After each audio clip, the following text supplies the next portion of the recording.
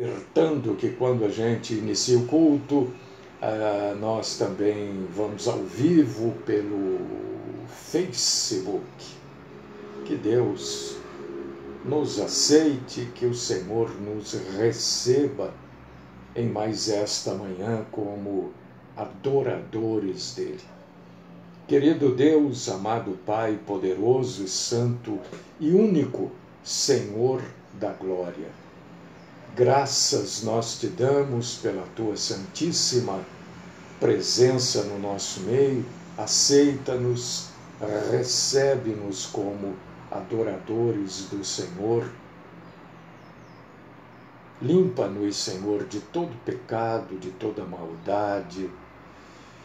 Perdoa, Senhor, as nossas faltas, os nossos erros. Perdoa-nos todas as vezes que miramos no alvo, mas erramos o alvo. Todas as vezes que a gente erra o alvo, a gente peca. E o Senhor nos perdoa. Esse é o nosso pedido.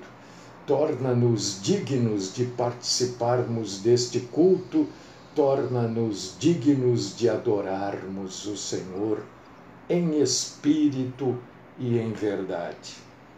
Fala conosco, Senhor. Tua palavra está aberta, nós estamos ao seu dispor para glorificar o Senhor através da proclamação das santas letras. Livra-nos, Senhor, da mentira, livra-nos, Senhor, dos mentirosos. Esta é a minha oração por mim, por todos os meus irmãos e irmãs em Cristo Jesus. Amém.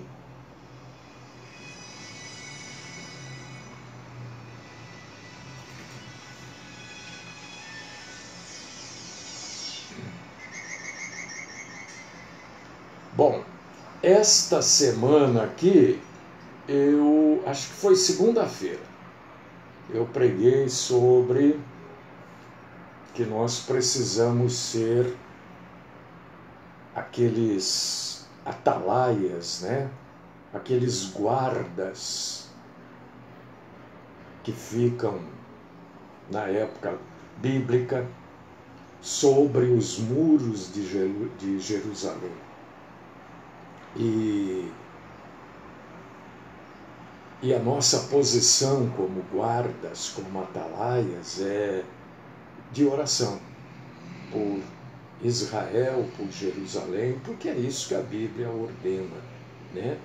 E hoje você talvez não consiga ler aí, mas esta é uma camiseta das forças israelenses, olha. Tá vendo? Atalaia, orando todo dia pelo povo judeu, que é o povo escolhido por Deus. Se você não ouviu a pregação, né? Ela está no meu blog, foi segunda-feira. O nome é A Luta e está no YouTube também. É interessante, no mínimo interessante você ouvir. Outra coisa, eu ganhei ontem uma cadeira que eu vou contar para você. Isso aqui é um sofá, não é uma cadeira. Eu não sei se a pessoa quer que eu fale o nome dele ou não, mas é linda. Mas mais do que linda, ela é super confortável. Cadê? Vocês estão vendo aqui atrás, né? Ó, ganhei ontem. Foi o Jaico que me deu e trouxe até aqui. E a esposa dele me deu um presente delicioso, que é trufas, né? E sem açúcar, então eu posso comer. Olha só que beleza. Sou muito agradecido. Estou falando e já agradeci ele, né? Mas a cadeira é maravilhosa. Olha, eu vou contar para vocês. Que coisa gostosa. Estou me sentindo, sei lá eu o quê. Agradeço muito. Eu não podia, já agradeci ontem para ele, mas não podia deixar de falar isso, né? Muito bem.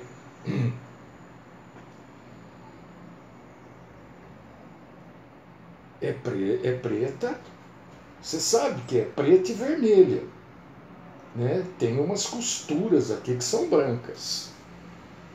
Eu acho que se fosse verde e branca que pode cair, né?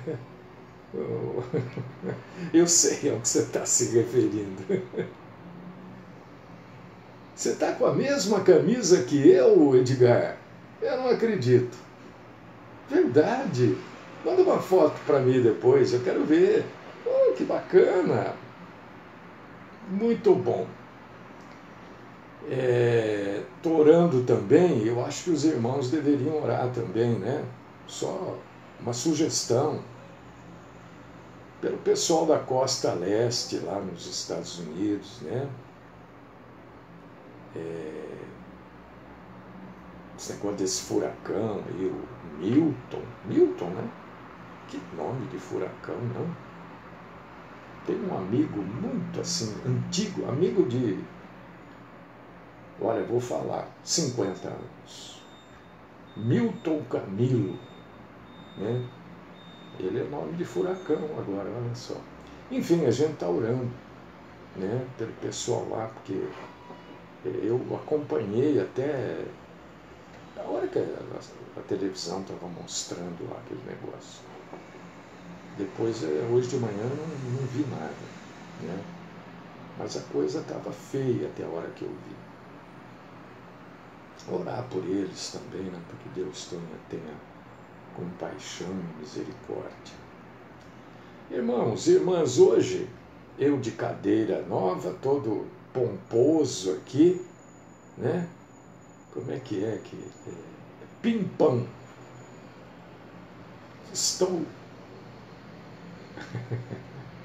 Estou todo pimpão aqui na cadeira hoje, né? Todo, meu Deus. Essa cadeira aqui é uma delícia. Agradeço, mas de coração. Porque a outra minha estava um buraco no lugar que senta assim. Também é 2009, se não me engano. Mas tudo bem, me serviu muito bem. Irmãos, a gente vai falar um pouquinho hoje para esclarecimento bíblico, né? Alguns ensinos que são muito perigosos, muito perigosos, e se espalham, né, como fogueira no mar, como fogo no mato seco, né? Aliás, tudo que é ruim espalha muito rapidamente e as pessoas aderem, né?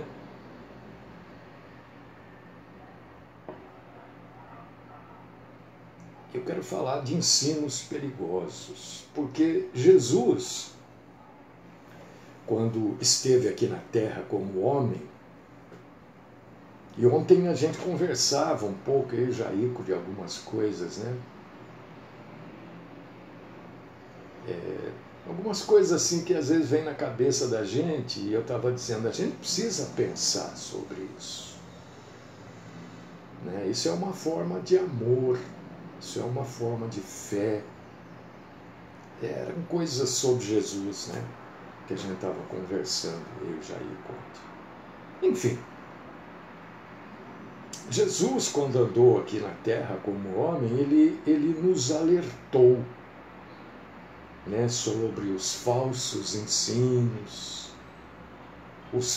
Paulo também depois nos alertou sobre os falsos ensinadores, né? Mateus capítulo 7, versículo 15 e 17.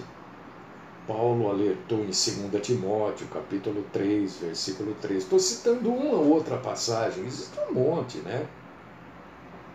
Pedro também alertou, 2 Pedro, capítulo 2, versículos 1 e 2.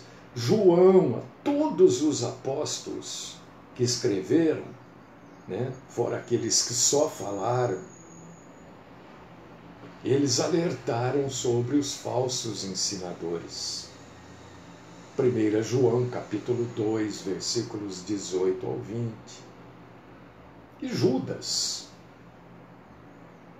também alertou lá em Judas 13:4.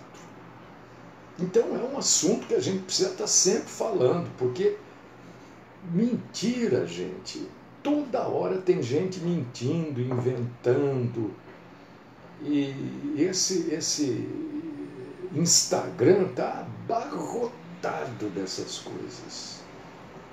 Não sei porque que isso vem tanto para eu estar vendo, mas eu vejo sim, uma coisa ou outra eu vejo, né? E são coisas terríveis. Eu não quero que ninguém caia nisso. Tanto ensino errado, tanta coisa mentirosa, falsa. E as pessoas caem, né? As pessoas, desespero, como Jaico falava ontem, às vezes vai atrás dessas coisas. Então, quanto mais a gente fala disso, mais pessoas ficam sabendo. E eu sei que você conhece pessoas que estão envolvidas no engano. E a gente precisa, se permitido for, alertar essas pessoas. Falar para elas, olha, não é assim. Isso aqui não é palavra de Deus, ou isso não é igreja. A igreja de Jesus não é isso.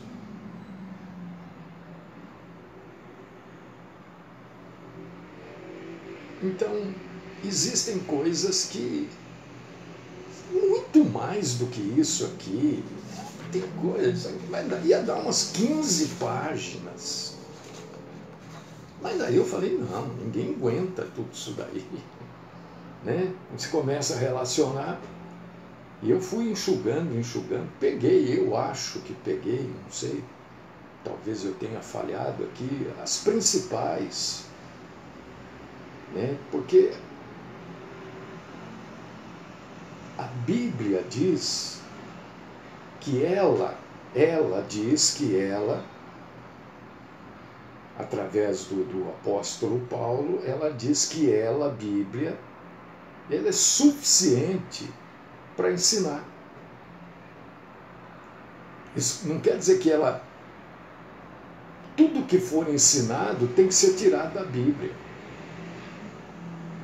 Está lá em 2 Timóteo 3, 16 e 17.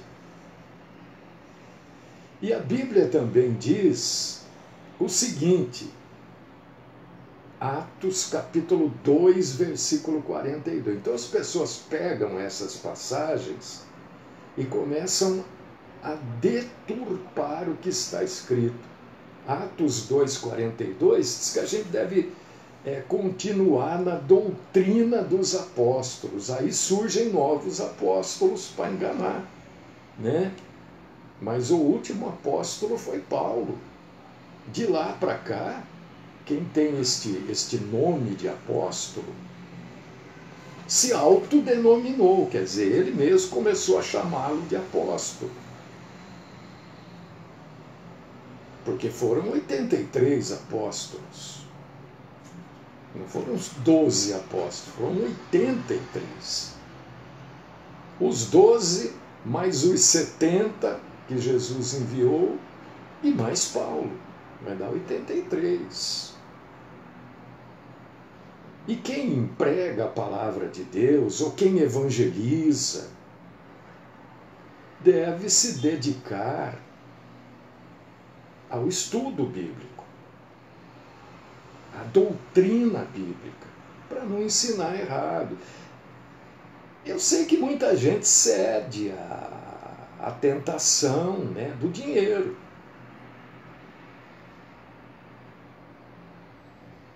Fazer o quê? Cada um vai dar conta do que faz. A Bíblia também diz, através do apóstolo Paulo, em 1 Timóteo, capítulo 1, versículo 3, que nenhuma falsa doutrina, e o que tem hoje dentro das denominações, o que não falta é falsa doutrina. Está cheio de falsa doutrina, falso ensinamento. E a Bíblia diz que a gente não pode permitir isso. É a Bíblia que diz. Está lá em 1 Timóteo 1,3.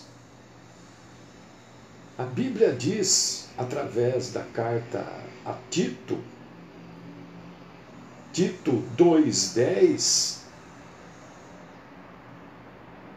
que a doutrina não pode corromper ninguém, muito pelo contrário. E Romanos, capítulo 16, versículo 17, diz que nós precisamos discernir, isso é o mais difícil nos dias de hoje, o que é falsa doutrina. Por que é difícil, Domingos?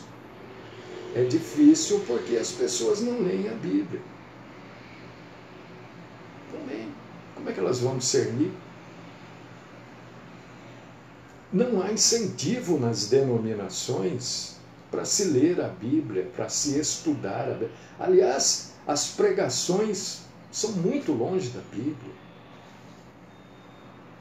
Né? Então, por exemplo, assim, falsa doutrina, batismo infantil. Não é possível que uma pessoa que lê a Bíblia aceite o batismo infantil. Por quê? O batismo é para quem crer. Quem crer e for batizar.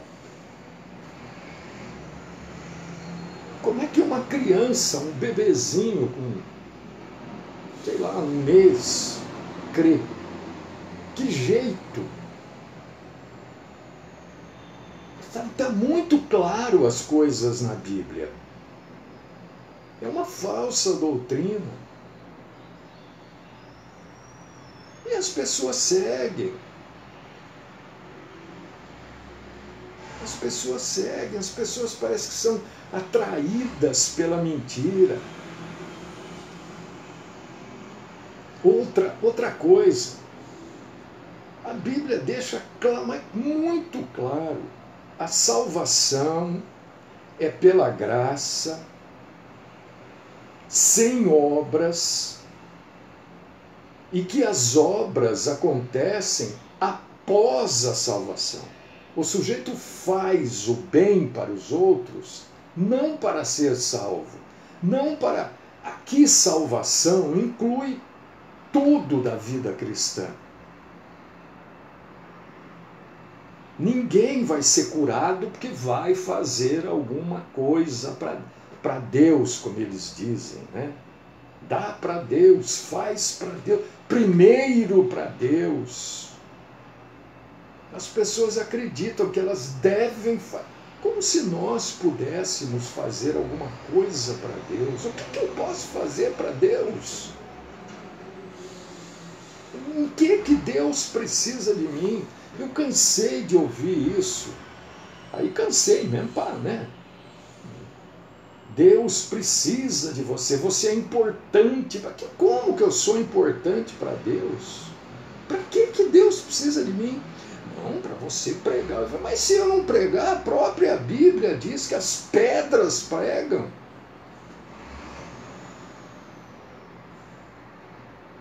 Sou importante. Deus é tudo para mim. Agora, eu não sou importante para Deus. Você é especial, sou nada. Então são falsas doutrinas. Se você ler Romanos, capítulo 4, versículos 1 e 6, você vai ver que não tem nada desse negócio de tem que fazer para Deus. Tem que fazer isso ou aquilo para ser salvo. Não tem que fazer nada. A salvação é pela fé. Acabou.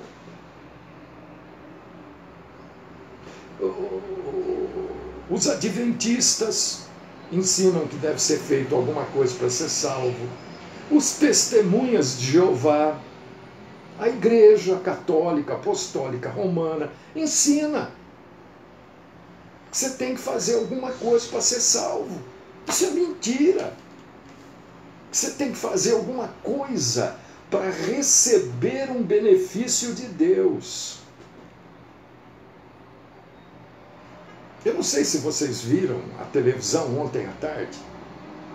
Provavelmente vocês viram, né? Eu não estou debochando, não é deboche, gente. Eu estou contando o que aconteceu. Eu vou contar para quem não viu, acho que todo mundo... Exatamente, Edgar. Exatamente, você está correto. Né? Ontem eu estava vendo que alguns romeiros estavam indo em direção à Aparecida do Norte. E eu não tenho certeza, parece que houve um atropelamento lá e 3 morreram, ou 3 foram atropelados. Mas esse que eu estou me referindo, esse que era romeiro, estava indo para a Aparecida do Norte, foi atropelado e morreu, era um chefe do PCC. Era um chefe do PCC. Está aí, ontem na televisão, à tarde, estavam falando. Então as pessoas precisam de alguma coisa, elas têm que fazer uma promessa. A igreja evangélica não. Muitas denominações evangélicas ensinam isso. Você tem que ir no monte, que você tem que pegar... Ontem estava falando com o Jaico aqui do lencinho, a gente estava conversando. Você tem que pegar o lencinho com o suor do sujeito, porque o suor dele tem poder. Tem nada. Tem coisa, isso é mentira. Você não tem que fazer nada. A vontade de Deus é soberana. Quando a gente tem entendimento disso, né, a gente vai lendo, e a gente só tem entendimento disso lendo a Bíblia.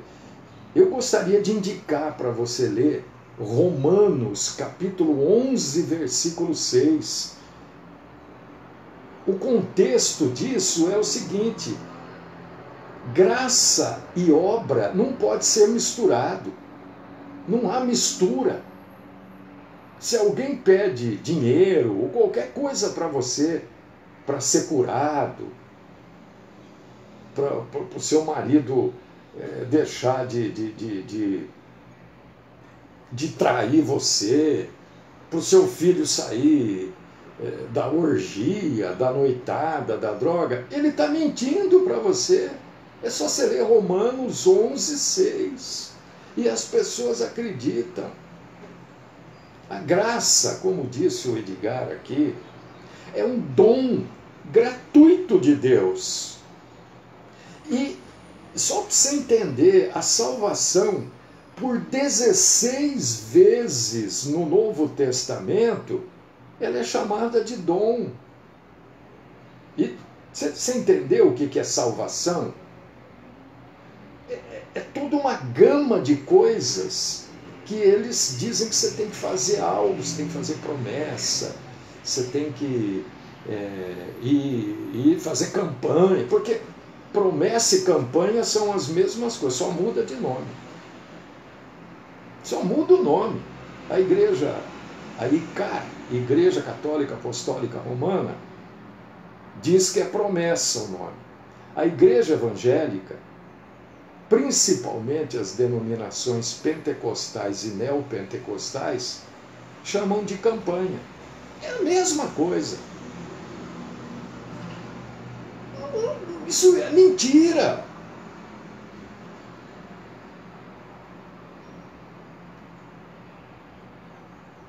O dom de Deus é gratuito. Por que diz que o dom de Deus é... Por que diz que é gratuito? Porque o dom de Deus é gratuito no entendimento dele ser dado a pessoas pecadoras. que não merecem. É gratuito para todo aquele que crê em Jesus. Porque o que crê em Jesus foi comprado por um grande preço. Que preço? O sangue e a morte do nosso Senhor na cruz do Calvário. Mas, meu Deus, quando a gente entende isso, o pastor fala, pastor, pregador, bispo, apóstolo, sei lá que nome que eles usam aí, qualquer coisa. Pode parar, está errado. Está ensinando errado. É mentira. Outro ensinamento, isso aqui é um deles. E eu ficaria falando aqui até a tarde disso. Né?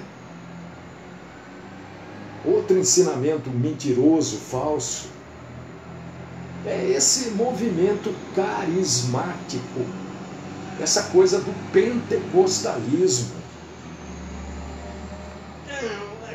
Aqui nós somos do fogo, larga de falar bobagem, larga de ser bobo, larga de ser ignorante bíblico. Tem hora que dá vontade da gente falar, aqui eu posso falar, ué. Né? Eu já fiz isso também, igreja pentecostal, e vira um rebuliço, aí vira um rebuliço. Porque eu falo e explico. E aí eles querem explicar com coisas que não estão na Bíblia. Mas peraí, aonde está isso? Não, isso aqui não é o que está escrito. Isso que você está falando não é o que está escrito, meu Deus. Aí eu já baixo o nível, né? Olha, você não está entendendo o texto. Se eu pegar uma criança de 8 anos de idade e pedir para ela ler, ela não vai interpretar isso que você está falando. Você não sabe interpretar o que está escrito no texto. Ou você aprendeu essa interpretação desse texto e nunca se deu o trabalho de ler.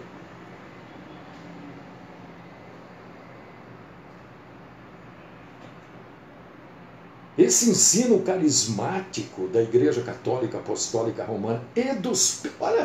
Olha como a coisa vai fechando.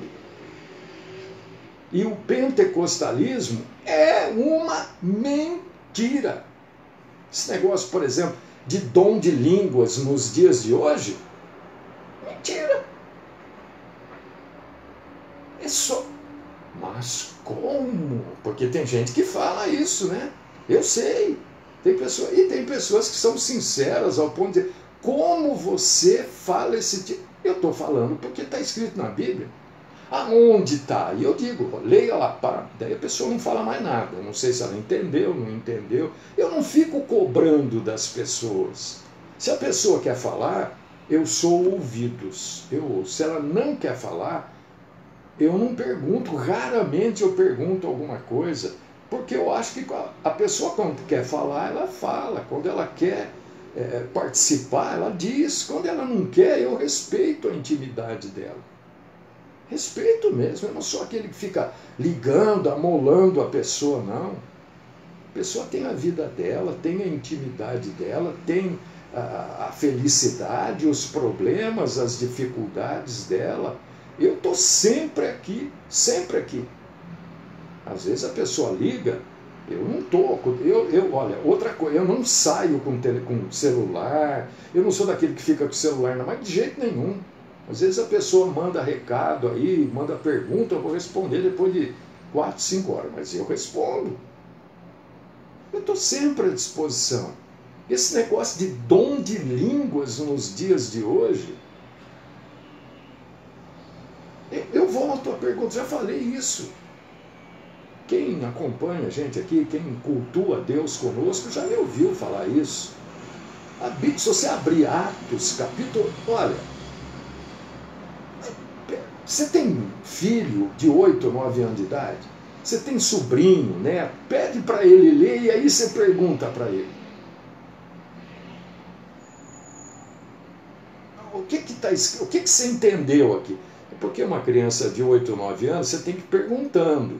E ele vai responder exatamente o contrário A não ser que ele seja frequentador de igreja neopentecostal e pentecostal, né? Mas só entendendo o texto, é óbvio, gente. É uma coisa óbvia. Não precisa de uma capacidade cognitiva maravilhosa. Não. Atos capítulo 2, versículos do 3 ao 11. O que mostra ali pra gente? Que as línguas faladas na festa de Pentecostes eram o quê? Línguas reais, faladas em diversas localidades da época. Não era blá blá blá.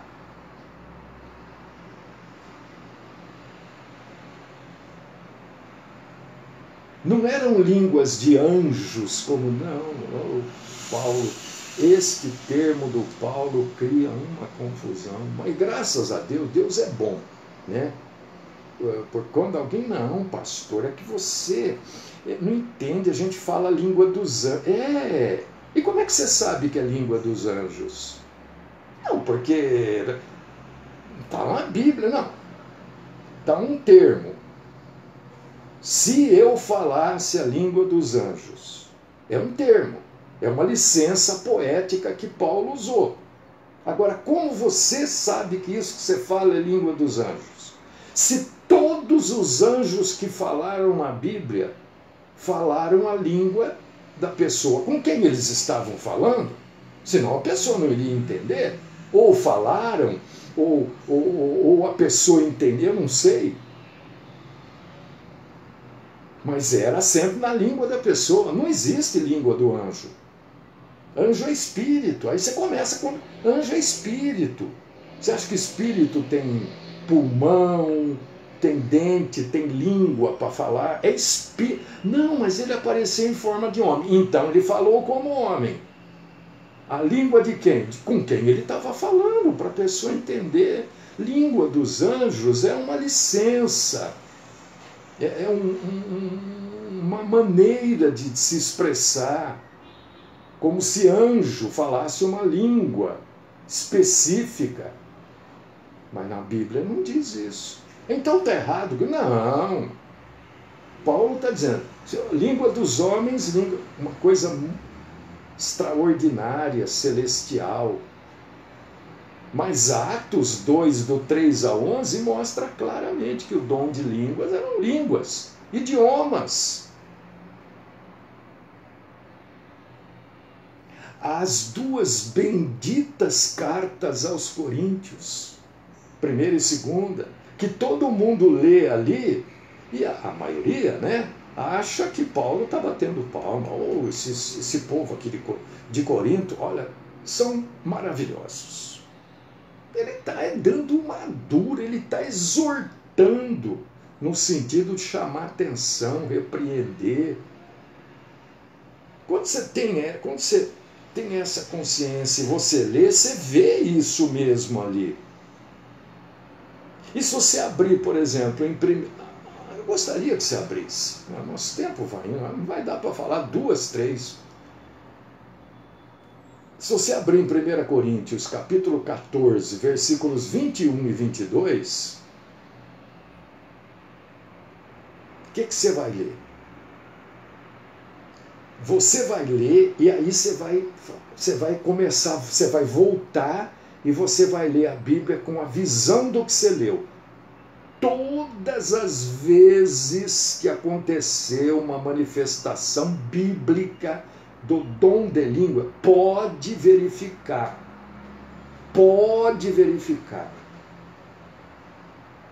Pode verificar. Vou repetir 3 vezes isso.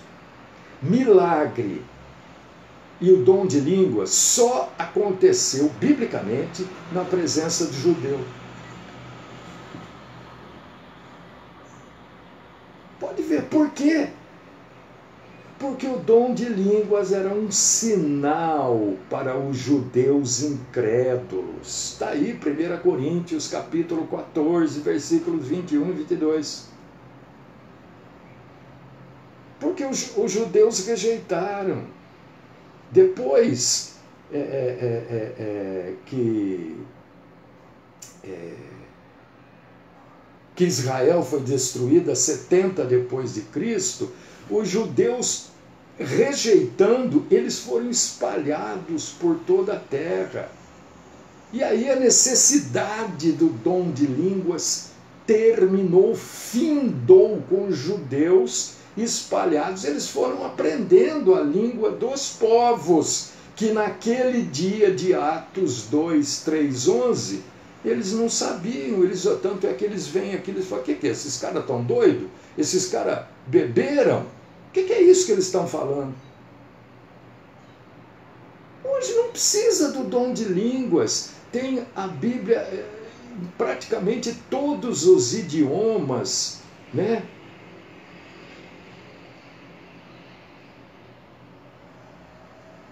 Todos os idiomas tem, e tem um outro termo aqui que me fugiu agora, que não é idioma, fugiu o que eu vou fazer, estou ficando velho, as coisas fogem da cabeça.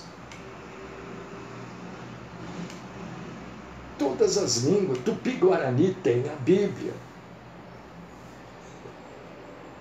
Mandarim tem a Bíblia, mas não sei o que tem a Bíblia, não precisa do dom de línguas, nada. Perdão.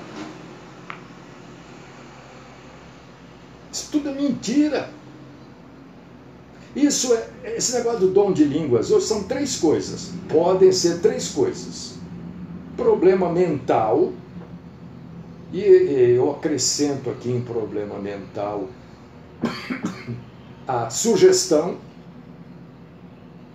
Pessoas são facilmente sugestionadas. Pode ser um problema de doença física e pode ser diabólico. Pronto, você escolhe o que você quer ali. Que é falso. Que língua é essa? Que idioma é esse? Você vai ver que a resposta vai ser a língua dos anjos. Aí você pergunta, bom, como é que você sabe que isso é língua dos anjos? Tá lá, não sei o quê. Aí você fala, mas e quando apareceu, falou a língua? Aí a pessoa não sabe o que responde. Isso é falso. Isso é mentiroso. Não é, o dom de línguas não é mais para hoje. Cessaram os dons.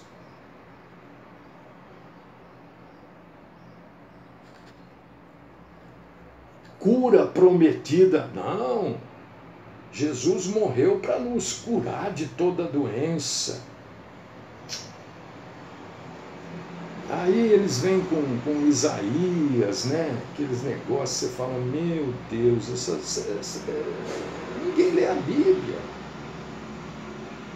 A Bíblia não é o mar. Eu não venho aqui falar o que eu acho, o que eu penso, como eu raciocino, venho trazer o que está na Bíblia. Por causa disso que eu falo e peço para você ler.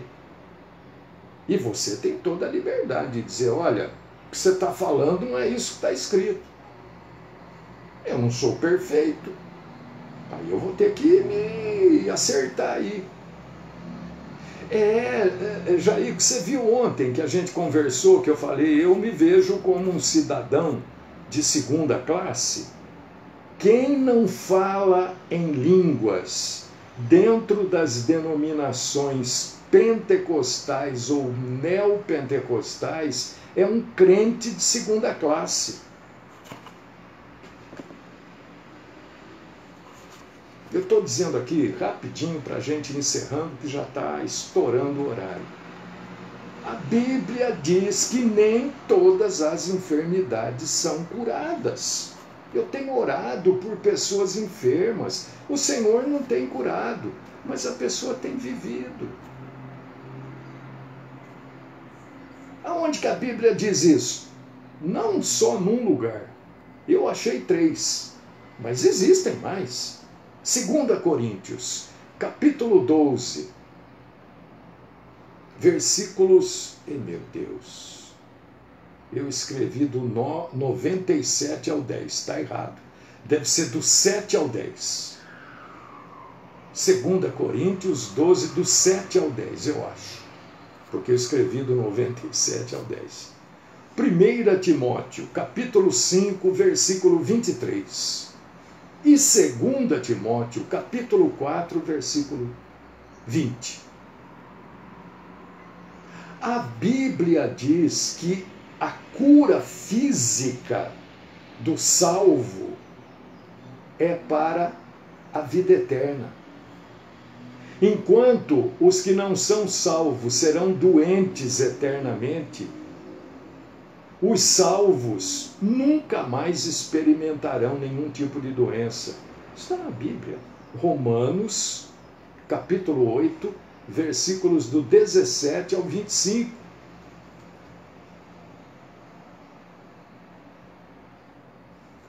Primeira Pedro, capítulo 2, versículos 24 ao 25.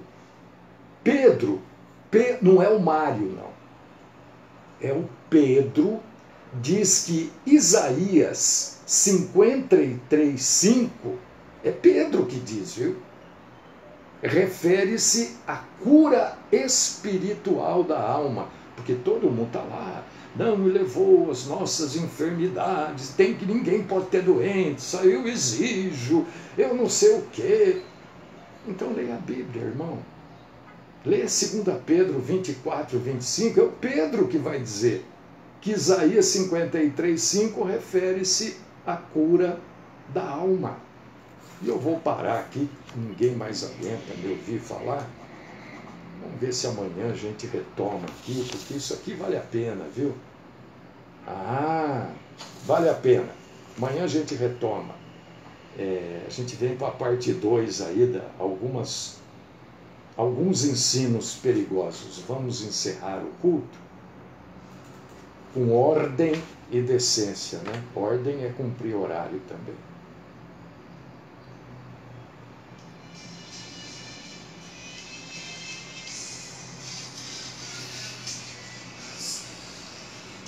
Querido Deus, querido Senhor, amado Pai, quero te agradecer, Senhor. A grande maioria já sabe de tudo isso que eu repeti hoje aqui.